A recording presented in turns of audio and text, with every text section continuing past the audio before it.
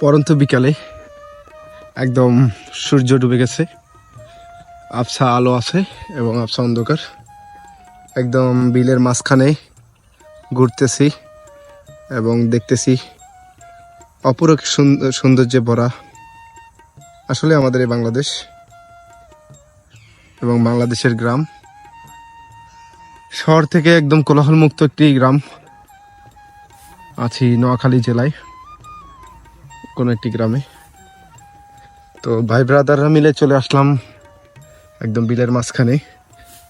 এখানে চলছে কৃষকের কৃষিকাজ এবং ভাই ব্রাদাররা ছবি তুলতেছে, কারণ এরকমের একটি সুন্দর মুহূর্ত তুলে ধরাই আমাদের সবার ইচ্ছা।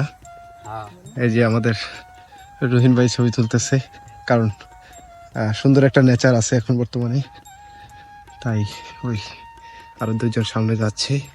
এবং এই যে গাছটি যে দেখা যাচ্ছে, এই গাছটির একটি রহস্য আছে, একটি বৈদিক ঘটনাও আছে, অন্য কোনো দিন শোনাবো। চলছে